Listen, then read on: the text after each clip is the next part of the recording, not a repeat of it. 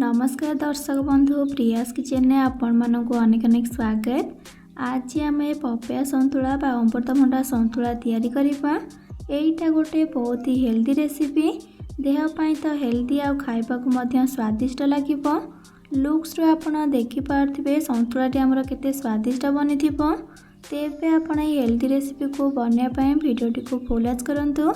आशा करबी कि रेसिपीटी आपण मानक भल लागिबो। जदि भल लगे तेबे प्लीज वीडियोटी को लाइक करेंगे, सांग मान सहित शेयर करेंगे। चैनल नुआ थिले प्लीज चैनल को सब्सक्राइब करने और पाखा छोट bell icon all option click करेंगे, जहाँद्वारा मो अपलोड करथिबा मो समस्त वीडियो नोटिफिकेशंस आपण सर्वप्रथमे पाई परिबे। तेबे चलंतु देर न करी आज रेसिपी को स्टार्ट करने पा।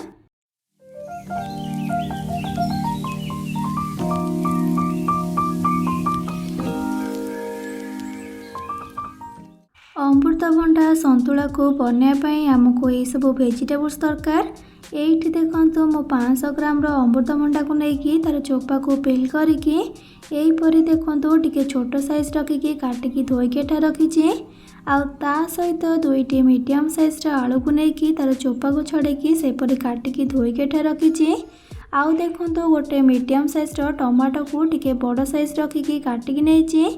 आउ शेष देखो गोटे मीडियम साइज बाइगन को लेकिन ताकू टिके बड़ साइज रखिकी काटिकी पानी पकईकी रखी, जहाँद्वारा से आउ कला पड़ोनी। एबे कौन करबा ना नबा गोटे प्रेसर कुकरटे आउ सेथिरे आमे देदेबा काटिकी रखिथिबा सब वेजिटेबल्स को, अमृतभंडा आलू बाइगन आउ टमाटो को मध्य। टमाटो एठी पूरा पूरी ऑप्शनल अच्छी, आपण दे पारिबे नाही तो संपूर्ण भाव स्किप मध्य करि पारिबे। जदि आपण मेडिकल पेशेंट अछंती तो टमाटो को पूरा पूरी अवॉइड करिवे। सब वेजिटेबल्स को देला परे सेथिरे बे आधा छोट चामच हल्दी गुंड पकेबा आउ ता सहित स्वाद अनुसार लूण पकेबा। एबे एथिरे आधा ग्लास खंडे पानी को देबा। याठू अधिक पानी एथिरे लागिबनी। जदि आपण अधिक पानी एथिरे देई दोछंती ताले बार बार सीटी आसीबो। पानी को दे सारिकी सबको थरे खाली मिसेई नेबा आउ तापरे प्रेसर लिड को कवर करिबा। आउ कवर कर सारिकी गैस ऑन करिबा और प्रेसर को नेकी बसैबा। आउ तापरे हाई फ्लेम रे गोटे हुइसिल आसीबा को देबा। गोटे हुइसिल हाई फ्लेम रे आसला परे गैस रा फ्लेम को लो करिकी आउ गोटे हुइसिल आसीबा को छाड़िबा। आउ तापरे गैस रा फ्लेम को ऑफ कर देबा। 5 मिनट ताको टिके ठंडा बाकू छाड़िबा आउ तापरे लिड को ओपन करिबा।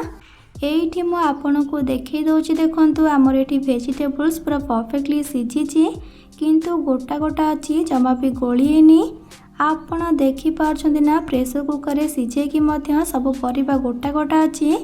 एबे हमें को साइड रखि देबा और नेक्स्ट प्रोसेस को जिबा चलंतु।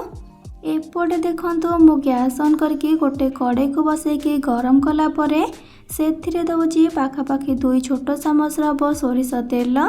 आपण चाहे रिफाइंड तेल मध्य यूज करि परिबे। तेल गरम हो गला परे सेथिरे आधा छोट चामच सोरिष को पकेबा आउ सोरिष भल भाव फुटीगला परे आधा छोट चामच जीरा को पकेबा। आउ जीरा फुटीगला परे 2टा कंचा लंका को मझिरु चिरिकी पकेबा। आउ ता सहित गोटे मीडियम साइज पियाज को फाइनली चॉप करके काटी दे देबा। आउ सब को भल भाव मिक्स करके मीडियम फ्लेम रे पियाज को आम लाइट गोल्डन ब्राउन कलर जाए भाजीबा। कंचा लंका एठी ऑप्शनल अच्छी, जेमती कि कही मेडिकल पेशेंट होइथिले कंचा लंका और टमाटो को संपूर्ण भाव अवॉइड करेंगे। आउ तेल बहुत ही कम यूज करेंगे, से सोरिष तेल हो रिफाइंड तेल।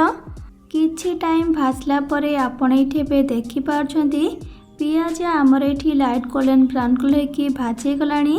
पियाज को अधिक पोड़िकी भाजबेनी। पियाज यहपरी भाजी गला परे सेथिरे आमे सिझेकी रखिथिबा परिबा सब को ऐड कर देबा आउ सब को भल भाव मिक्स करनेबा। गैस रा फ्लेम को मीडियम रे रखिबे। जदि बेसी पानी थाए गैस रा फ्लेम को हाई रखिबे। जदि पानी न थाए गैस रा फ्लेम को लो टू मीडियम रे रखिबे आउ भल भाव गोली नेबे। सब को भल भाव मिक्स करनेला परे गैस रा फ्लेम को लो टू मीडियम रे रखिकी आउ 3-4 मिनट खंडे कुक करनेबा। पाखापाखि 3-4 मिनट खंडे कुक करनेला परे एठी हमर एबे हेल्दी अमृतभंडा संतुला रेडी गला। एबे आमे गैस रा फ्लेम को ऑफ करनेबा। चाहिए या ऊपर किसी कटा धनिया पत्र को मध्य पकई पारिबे। एई रेसिपीटी बनैबाकू जतिकी सहज खाइबा पई भी सेतिकी स्वास्थ्यकर। तेणु आपण एई रेसिपी को निश्चय ट्राए करेंगे।